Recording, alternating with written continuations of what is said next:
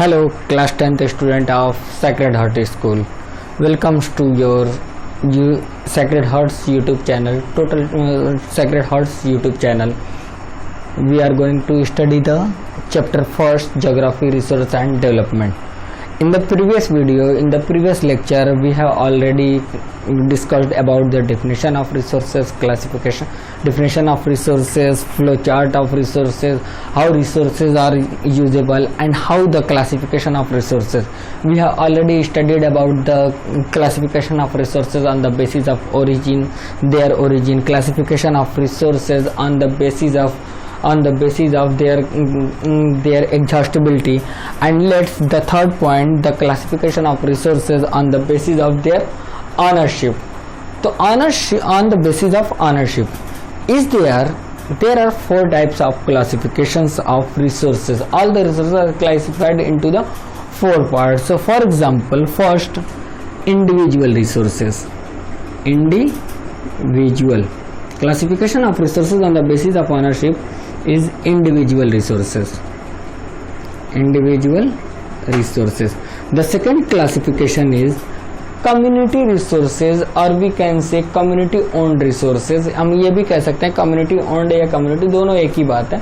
उसके बाद हम क्या कहेंगे, national and international resources. Community resources, and after this, three, national resources, and fourth is international resources. National and international are too important. International resources. So you have to learn about these four classifications on the basis of ownership. तो individual resources से आपको पता चल रहा होगा कि हम किसी भी रिसोर्सेस को इंडिविजुअल रिसोर्स क्यों कहते हैं. This type of resources are governed by or owned by an individual or group of people. याद रखना आप ये ऐसे रिसोर्सेज जो किसी एक आदमी की प्रॉपर्टी हो, या किसी 4 या 5 लोग ग्रुप के लोग 4 या 5 लोग एक ग्रुप बनाकर चलाते हो, ऐसे रिसोर्सेज को हम क्या कहते हैं, इंडिविजुअल रिसोर्सेज कहते हैं. जैसे आपके घर पे अगर कोई ज़मीन है, या आपका जो घर है उसका ऑनर तो आपके पापा हैं ऑब्वियसली, तो वो आपका क्या होगा, वो आपका इंडिविजुअल रिसोर्स हो गया. तो जब आपको वो इंडिविजुअल रिसोर्स हो गया तो उन इंडिविजुअल रिसोर्सेज पे फॉर एग्जाम्पल पे कोई भी क्लेम नहीं कर सकता. फॉर एग्जाम्पल आपके घर के पास एक पॉन्ड्स है. पॉन्ड्स दो तरह के होते हैं, कभी कभी किसी का अपना इंडिविजुअल होता है और कभी कभी वो पॉन्ड ऐसा होता है कि कोई भी नहीं यूज कर सकते, यानी कि दो तरह के पॉन्ड्स होते हैं. तो ये जो पॉन्ड्स हैं, ये जो आपके घर का अपना पॉन्ड्स होता है, वो क्या होता है, एक इंडिविजुअल रिसोर्स होता है. तो ऐसे ही आप देखते हो बहुत सारे लोग ऐसे हैं कि जो कि अपने घर में ही वेल्स लगा लेते हैं. तो ये सारी चीजें क्या कहलाएंगी, इंडिविजुअल रिसोर्सेज. तो दो resources owned by a individual means किसी एक आदमी के through, individual or group of people 4-5 लोग मिलकर भी कभी कभी किसी चीज को ले सकते हैं. These type of resources are known as individual resources. इनमें आप पॉन्ड्स भी लिख सकते हो, लेक्स भी पॉन्ड्स लिख सकते हो, प्लांटेशन लिख सकते हो, वाटर वेल्स लिख सकते हो, अपने हाउसेज लिख सकते हो. उसके बाद हम आ जाते हैं community resources. These type of resources are accessible to all the members of the community. For example आपके घर के पास कोई पार्क है, तो उस पार्क में कोई खड़ा होकर ये नहीं कह सकता ना कि नहीं ये मेरा पार्क है. तो जो पूरे गांव या मोहल्ले के जितने भी लोग हैं, वो सारे के सारे लोग उस पार्क को यूज कर सकते हैं. सिंपली उस पार्क को सारे लोग यूज कर सकते हैं. तो जब उस पार्क को सारे लोग यूज कर सकते हैं तो वो क्या होगा, एक कम्युनिटी का हो जाएगा, ना कि किसी इंडिविजुअल का. फॉर एग्जाम्पल कोई शमशान घाट है या कब्रिस्तान है, तो जो शमशान घाट है या कब्रिस्तान है वो किसी एक पर्सन का तो हो नहीं सकता, या कोई एक पर्सन उस पर क्लेम तो कर नहीं सकता कि नहीं ये मेरा है। तो उस कंडीशन में क्या होगा, कि वो उस कंडीशन में वो उस पर्टिकुलर पर्सन का ना होकर पूरे गांव या मोहल्ले का हो जाएगा, तो वो क्या कहलाएगा, एज दोज टाइप ऑफ, तो ऐसे रिसोर्सेज क्या कहलाते हैं, कम्युनिटी रिसोर्सेज कहलाते हैं। Means on this basis we can say those type of resources which are owned by not owned by any individual and these resources are accessible to all the members of society is known as community resources। Clear. तो अब इस community resources में हम किसका example दे सकते हैं, for example grazing ground का example दे लो, park का example they low, for example parks, grazing grounds,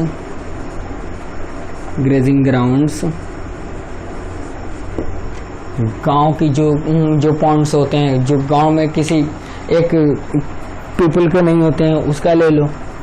picnic और टूरिस्ट स्पॉट, क्या किसी पिकनिक स्पॉट पे जाते हो आप तो कोई ये क्लेम कर सकता है कि नहीं ये पिकनिक स्पॉट ये मेरा है और मेरे अलावा कोई भी यहाँ पे नहीं रहेगा, सिंपली नहीं कर सकता। उसके बाद आपका है नेशनल रिसोर्सेज, ये बड़ा इंपॉर्टेंट है। नेशनल रिसोर्सेज होता क्या है, हम सबसे पहले इसको समझ लेते हैं कि national resources those resources which are technologically all type of resources which are found in a nation is known as national resources. यानी कि किसी एक नेशन की बाउंड्री के अंदर जितने भी रिसोर्स पाए जाते हैं, जिस भी टाइप के रिसोर्स पाए जाते हैं, वो सारे के सारे रिसोर्स क्या कहलाते हैं, नेशनल रिसोर्सेज कहलाते हैं। इस बात का ख्याल रखना आप कि वो सारे रिसोर्सेज क्या कहलाएंगे, नेशनल रिसोर्सेज कहलाएंगे।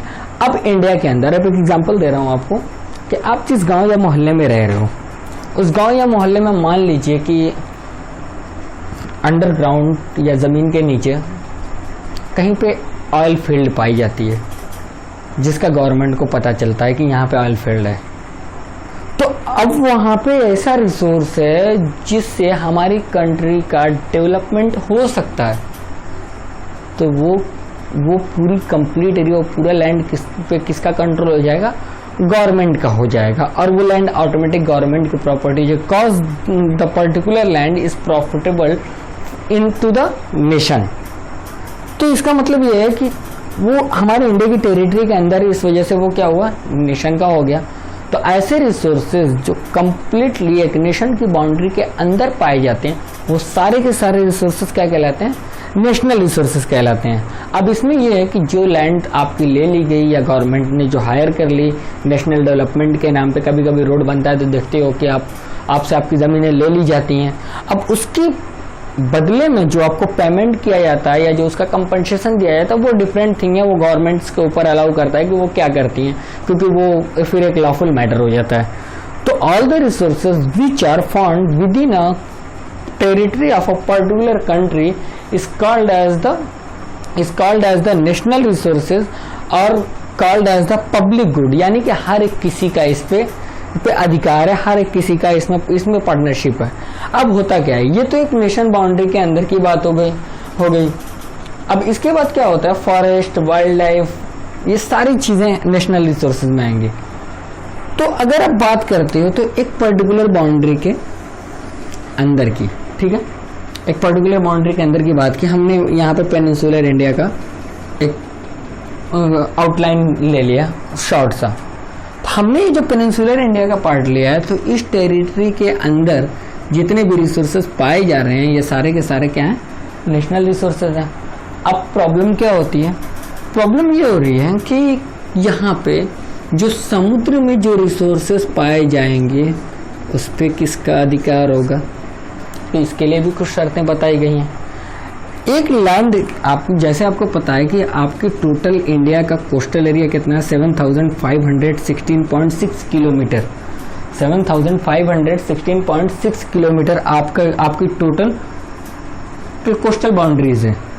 तो इस बाउंड्री से लेकर 12 नॉटिकल माइल, याद रखना आप, नॉटिकल माइल, 12 नॉटिकल माइल की डिस्टेंस तक जो रिसोर्सेस पाए जाएंगे वो क्या होंगे, इंडियन टेरिटरी के रिसोर्सेस कहलाएंगे, नेशनल रिसोर्सेस कहलाएंगे, यानी कि उस पर हमारा ही अधिकार होगा, हमारा ही राइट होगा और हमारी कंट्री में वो यूज होगा। अब आप ये कहोगे कि मैंने किलोमीटर ना लिख के नॉटिकल माइल क्यों लिखा, एक क्वेश्चन ये। तो मैंने नॉटिकल माइल इस वजह से लिखा है कि जो सी डिस्टेंस होती है, सी डिस्टेंस को हम एक नॉर्मल डिस्टेंस को क्या करते हैं, किलोमीटर में मेजर करते हैं, बट सी डिस्टेंस को हम हमेशा नॉटिकल माइल में ही मेजर करते हैं। ये आप याद रखना, क्योंकि इन फ्यूचर आपके किसी भी कॉम्पिटिटिव एग्जाम में ये पूछा जा सकता है। तो हम जब भी सी डिस्टेंस को मेजर करते हैं तो नॉटिकल माइल में ही मेजर करते हैं। अब 1 nautical mile is equal to 1.6 kilometre. तो 1 nautical mile is equal to 1.6 kilometre. तो ऐसे ही 12 नॉटिकल माइल तक के एरिया में, और तुम्हारे कोस्टल एरिया, हमारे कोस्टल एरिया से 12 नॉटिकल माइल तक के एरिया में जितने भी रिसोर्सेज पाए जाते हैं वो क्या होंगे, नेशनल रिसोर्सेज कहलाएंगे। समझ आ गया। अब नेशनल रिसोर्सेज का आप एग्जांपल दे सकते हो आप, water resources, all the minerals, water resources, all the minerals, water resources, forest and wild life. ये हो गया आपका फॉरेस्ट एंड वाइल्ड लाइफ। ये आपका एक सिंपल सा हो गया कि किन किन रिसोर्सेज को हम नेशनल रिसोर्सेज कह सकते हैं। अब हम आ जाते हैं, बात कर लेते हैं इंटरनेशनल रिसोर्सेज पे। समझा। अब आ जाते हैं, हम बात करते हैं इंटरनेशनल रिसोर्सेज पे। ये भी उतना इंपॉर्टेंट है, इसको थोड़ा सा ध्यान से समझिएगा, ठीक है। इंटरनेशनल रिसोर्सेज, ऐसे resources, those type of resources which are not owned by a single country or not owned by a particular country is called as the international resources. Those resources which can be used or accessed only after the permission of international authorities. अगर आपको international authorities permission देती हैं इन resources को use करने का, तब ये क्या कहलाएंगे, इंटरनेशनल रिसोर्सेज कहलाएंगे। क्यों? क्योंकि ये रिसोर्सेज आपकी बाउंड्री या टेरिटरी में नहीं पाए जाते हैं। जैसे मैंने आपको बताया कि 12 नॉटिकल माइल तक का जो हमारे ये जो 12 नॉटिकल माइल मान लीजिए मैंने आपको बता दिया, तो ये जो 12 नॉटिकल माइल तक तो हमारा नेशनल रिसोर्स हो गया। अब उसके आगे भी तो इतना बड़ा समुद्र है, इतना बड़ा सी है, वहाँ के रिसोर्सेज का क्या होगा। तो उसके बाद के जो रिसोर्सेज हैं, तो उसके बाद ये क्या कहला जाता है, इसके बाद का जो एरिया है 12 नॉटिकल, इसको हम क्या कहते हैं, एक्सक्लूसिव इकोनॉमिक जोन। इसको हम क्या कहते हैं, एक्सक्लूसिव इकोनॉमिक जोन। तो 200 किलोमीटर तक, 200 नॉटिकल माइल और उसके आगे तक, बियॉन्ड द 200 नॉटिकल माइल तक के जितने भी रिसोर्सेज हैं, these resources can not be claimed by a particular और सिंगल कंट्री। यानी कि कोई एक कंट्री इस पे क्लेम नहीं कर सकती कि वो उसका रिसोर्सेज है। तो those resources which are found beyond the exclusive economic zone of 200 nautical miles is known as international resources. International resources, ऐसे resources जो कि 200 nautical mile या उसके बाद पाए जाते हैं, वो सारे के सारे क्या कहलाते हैं, इंटरनेशनल रिसोर्सेज कहलाते हैं। याद रखना आप। और इसको हम कैसे एक्सेस कर सकते हैं इंटरनेशनल रिसोर्सेज को, only after the consultation of, only after the permission of international authorities like United Nations. एक एग्जांपल आपके सामने, यूनाइटेड नेशन इंटरनेशनल अथॉरिटी में आता है, तो उसकी परमिशन के बिना हम इसको यूज नहीं कर सकते। ये क्लियर हो गया। अब आप ध्यान देना, आप इंडिया के इंडियन ओशन में 12 नॉटिकल माइल के बाद जो मैग्नीज है, इंडियन ओशन आपको पता है ना कि इसके बाद जो हमारा ये जो एरिया है, ये जो हमारा एरिया है, ये इंडियन ओशन का एरिया है, इंडियन ओशन का एरिया। तो 12 नॉटिकल माइल तक तो हमने यूज कर लिया। 12 नॉटिकल माइल के बाद एक्सक्लूसिव इकोनॉमिक जोन में चला गया। तो ऑब्वियस है कि किसी एक पर्टिकुलर कंट्री का इस पे कंट्रोल तो है नहीं। तो जब किसी पर्टिकुलर कंट्री का कंट्रोल नहीं है तो वो एक्सक्लूसिव इकोनॉमिक जोन में चला गया। तो जब एक्सक्लूसिव इकोनॉमिक जोन में चला गया तो उस कंडीशन में क्या हुआ, हमें इंटरनेशनल अथॉरिटी से परमिशन लेनी है। तो इंडियन ओशन में कुछ मैग्नीज पाई जाती है। In the bed of Indian Ocean manganese are excavated by the India, यानी कि इंडिया को इंडियन ओशन के बेड में से मैग्नीज निकालने की परमिशन मिली हुई है और इंडिया यहाँ से मैग्नीज को क्या करता है, निकालता है, मैग्नीज का को एक्सेस करता है। क्लियर। अब इसके बाद क्या है, ये तो आपका हो गया कि on the basis of ownership individual resources, community resources, national resources and international resources. इसके बाद आपका फोर्थ क्लासिफिकेशन है classification of resources on the basis of status of development. यही है ना, क्योंकि आप अगर जब आप इस वीडियो को देख रहे होगे तो आप सारे पॉइंट्स को नोट करते जाना, और नोट करने के साथ साथ जब आप सारे पॉइंट्स को नोट करते जाओगे तो नोट करने के साथ साथ आपको इन पॉइंट्स को अपनी नोटबुक में लिख लेना आपके लिए बेटर है, क्योंकि आप उसको इजीली सॉल्व करने में इजी हो जाओगे। On the basis of status of development, classification of resources on the basis of status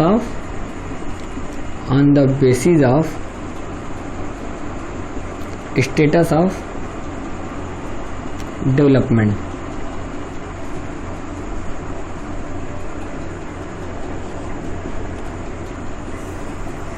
अब इसमें जितने भी रिसोर्सेज हैं, जो भी रिसोर्सेज पाए जाते हैं, इसमें इनको फोर टाइप में क्या किया गया, क्लासिफाई किया गया, यानी कि इनको फोर टाइप में डिवाइड किया गया। पहला आप क्या है, पोटेंशियल रिसोर्सेज, पोटेंशियल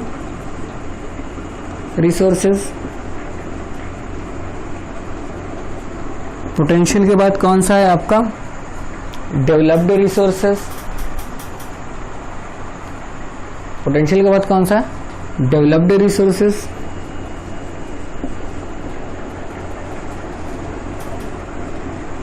डेवलप्ड के बाद कौन सा है आपका, रिजर्व रिसोर्सेज। डेवलप्ड के बाद कौन सा है, रिजर्व। इसके बाद क्या है, फोर्थ स्टॉक। ये इतना है आपका 4 पॉइंट। तो इनमें हमें एक एक करके समझना होगा, क्योंकि इनमें बड़ा ज़्यादा डिफरेंस भी है, कहीं किसी में बहुत माइनर डिफरेंस है, और 90% स्टूडेंट्स इसमें कंफ्यूज होते हैं। सो हमें ये बहुत समझना ज़रूरी है कि क्या अगर कोई स्टूडेंट कंफ्यूज ना हो। तो पोटेंशियल रिसोर्सेज क्या, किन रिसोर्सेज को कहेंगे, those type of resources which are found in a region but not fully utilized, but have not been fully utilized। अब देखना, पोटेंशियल रिसोर्सेज यानी कि हम कहते हैं ना, मेरे अंदर पोटेंशियल है, मैं कर सकता हूँ, लेकिन मैंने नहीं किया। यानी कि मेरे अंदर था, मैं कर सकता था, लेकिन मैंने उसका यूज नहीं किया। have not been fully utilized, हम कहते हैं ना कि have not been fully utilized। तो जो रिसोर्सेज हैं found in a particular region, resources found in a particular region but have not been fully utilized। तो याद रखना, found in a particular region but have not been, मुझे लिखना नहीं चाहिए था, लेकिन फिर भी लिखना, उतना लिखता नहीं, लेकिन फिर भी have not been fully utilized। अब देखो आप कैसा, ये कैसे हुआ। पोटेंशियल रिसोर्स मैंने किसे कहा, मैंने अपना एग्जांपल दिया कि आप कहते हो ना कि यार तुम कर सकते थे लेकिन तुमने किया ही नहीं, मतलब कि उसके अंदर था, उसके अंदर की कैपेसिटी थी किसी काम को करने की, लेकिन उसने नहीं किया, और उसने अपने अंदर के पोटेंशियल को यूज नहीं किया।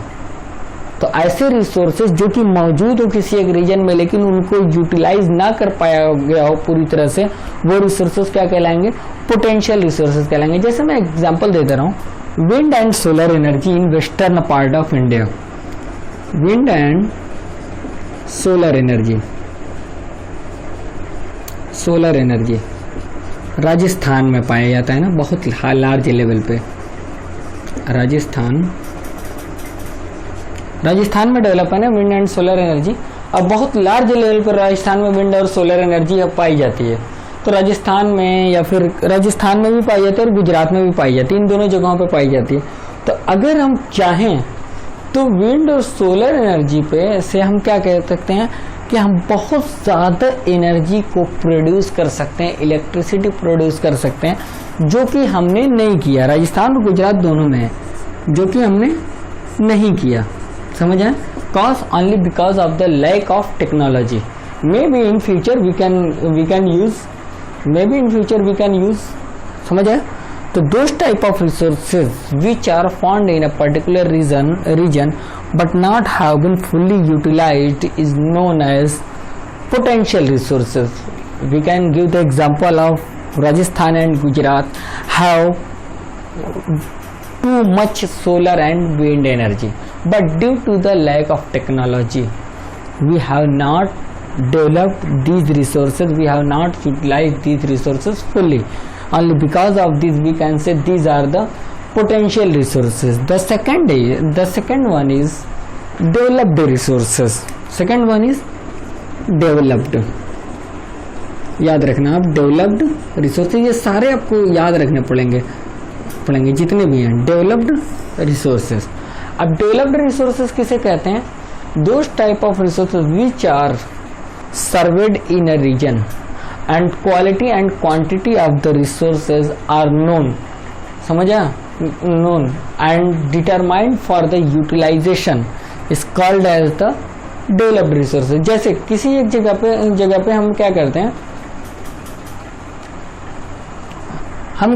किसी एक जगह पे हमने देख लिया। एक एग्जांपल मैं दे रहा हूँ, quality and quantity known. Quality after served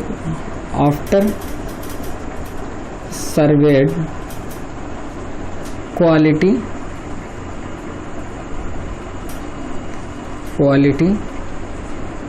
and quantity are known. अब quality and quantity are known का मतलब, अगर किसी जगह पे आपको पता चल गया कि यहाँ पे रिसोर्स हो सकता है, आपने सर्वे भी किया, हाँ यहाँ पे इतना रिसोर्स है, आपको उसकी क्वालिटी भी पता चल गई किस क्वालिटी का रिसोर्स है, आपको उसकी क्वांटिटी भी पता चल गई कि किस क्वांटिटी का रिसोर्स है, और आप ये जानते हो कि आप इस रिसोर्स को यूटिलाइज कर सकते हो। तो ये रिसोर्स क्या होते हैं, आप इसको यूटिलाइज कर सकते हो, सब कुछ आपको पता है। But the utilization of resources is depend on the technological feasibility, यानी कि टेक्नोलॉजी आपके पास कितनी है कि इन रिसोर्सेज का आप टेक्नोलॉजी कितनी का आप कितना यूज कर लो। लेकिन इसकी क्वालिटी और क्वांटिटी हम दोनों जानते हैं कि कितनी है, लेकिन आपकी क्वालिटी को आपकी टेक्नोलॉजी के ऊपर डिपेंड है कि आप इसको कितना यूज कर सकते हो। तो ऐसे रिसोर्सेज जिसकी क्वालिटी और क्वांटिटी दोनों नोन होती है और जिसको हम चाहें तो according to our technological development हम इसे यूज कर सकते हैं, हम क्या कहते हैं, ऐसे रिसोर्सेज को डेवलप्ड रिसोर्सेज कहते हैं। The third one is stock. याद रखना आप, the third point is stock. तो स्टॉक किसे कहते हैं? आप कभी कभी कहते हो कि स्टॉक है, कभी कभी यूज करते हो वर्ड रिजर्व है। तो स्टॉक और रिजर्व में बड़ा डिफरेंस है। मैं अभी आपको बताता हूँ कि कैसे स्टॉक और रिजर्व में डिफरेंस है। अब तक आपने जब भी सुना होगा तो स्टॉक और रिजर्व दोनों के लिए आप सेम ही वर्ड यूज करते होगे, लेकिन दरअसल ये दोनों सेम नहीं है। समझा देता हूँ कैसे। स्टॉक ऐसे रिसोर्सेज, ऐसी जगहों पे those type of resources which can be used to satisfy the needs of human being। ऐसे रिसोर्सेज जो हमारी अपनी नीड्स को सेटिस्फाई कर सकते हैं, but humans don't have technology to access these resources। समझा? ऐसे रिसोर्सेज जो कि हमारे नीड्स को सेटिस्फाई कर सकते हैं, ऐसे रिसोर्सेज जिनसे हमारी ज़रूरतें पूरी हो सकती हैं, but due to the lack of technology, technology की कमी की वजह से, नॉलेज की कमी की वजह से हम उन रिसोर्सेज का यूज़ नहीं कर पाते हैं, and inappropriate technological access. For example, मैं आपको एग्जाम्पल देता हूँ। वाटर क्या, वाटर का फॉर्मूला क्या है? H2O, हाइड्रोजन प्लस ऑक्सीजन, यही है ना H2O। वाटर का फॉर्मूला क्या है? Hydrogen plus oxygen. तो आपको पता है कि हाइड्रोजन और ऑक्सीजन H2O, आपको पता है कि वाटर के फॉर्मूले से इस हाइड्रोजन प्लस ऑक्सीजन में एनर्जी बहुत ज़्यादा है, एनर्जी बहुत ज़्यादा है दोनों में। अगर हाइड्रोजन और ऑक्सीजन दोनों अलग अलग कर दो तो एनर्जी बहुत है इसमें। फिर भी हम क्या करते हैं, पता ही नहीं है कि हम इसका यूज़ कैसे करेंगे कि इससे एनर्जी हम प्रोड्यूस करें। तभी तो आज तक पानी से चलने वाली गाड़ी नहीं बना पाए हम, और हमेशा कहते हैं कि हम पानी से चलने वाली गाड़ी बना सकते हैं क्योंकि उसमें रिसोर्स एनर्जी बहुत ज़्यादा है। तो इसी बेस पे हम कहते हैं, इसी बेस पे मैंने आपसे कहा कि those type of resources which can be satisfy the needs of human being, but due to the inappropriate and lack of technology we are unable to utilize these resources. Because of these type of resources are called as stock, यानी कि stock है, पड़ा हुआ है। जब technology कभी होगी तो हम उसका यूज कर लेंगे, जब कभी हमारी टेक्नोलॉजी डेवलप होगी, जैसे मैंने वाटर का एग्जांपल दिया आपको। अब हम आते हैं फोर्थ पे, स्टॉक के बाद। आपको बस मुझे ये समझाना था कि होता क्या है, कि मैं बाकी आपको यूज करना ये आपका काम है कि ये आइडेंटिफाइड होता है, लैक ऑफ टेक्नोलॉजी की वजह से हम इसका यूज करते हैं। अब हम आते हैं फोर्थ पॉइंट पे, रिजर्व पे, कि रिजर्व रिसोर्सेज किसे कहते हैं। रिजर्व पे आते हैं तो रिजर्व पे आपको समझ आ जाएगी कि हम रिजर्व किसे कहते हैं। रिजर्व, अब देखो स्टॉक और रिजर्व में थोड़ा सा डिफरेंस है। तो ये भी एक, अगर हम कहें तो इस स्टॉक का सबसेट ही है, यानी कि इस स्टॉक का ही पार्ट है। तभी तो आप एक ही चीज के लिए कभी आप स्टॉक वर्ड का यूज करते हो और कभी रिजर्व वर्ड का यूज करते हो, समझा? तो ऐसे रिसोर्सेज जिनकी क्वांटिटी और क्वालिटी नोन है, जिसको हम जानते हैं कि हम कैसे यूज कर सकते हैं, जो हम टेक्नोलॉजी जानते हैं किस टेक्नोलॉजी का यूज करके हम इन रिसोर्सेज को यूज कर सकते हैं। Those type of resources which can be put into use with the use of present technology and with the use of know how we can use these resources, but we have not been using this. तो ऐसे resources क्या कहलाएंगे? हमें reserve resources कहलाएंगे। क्यों? क्योंकि एक जगह पे कहीं पे रिसोर्सेज है, हम जानते हैं, हमें ये भी पता है कि हम इसको कैसे हम यूज कर सकते हैं। we know how to use it, but we are not using at present. We have secured for future. तो हमने क्या किया, नेक्स्ट जनरेशन के लिए, फ्यूचर के लिए उसको सिक्योर करके रख दिया कि जब फ्यूचर में कभी ज़रूरत हुई तो हम उसका यूज़ करेंगे। तो ऐसे रिसोर्सेज क्या कहलाते हैं? हमारे क्या कहलाते हैं? Reserve resources. जैसे आप एक एग्जांपल इसका ले लें, तो we already know about the hydro electricity.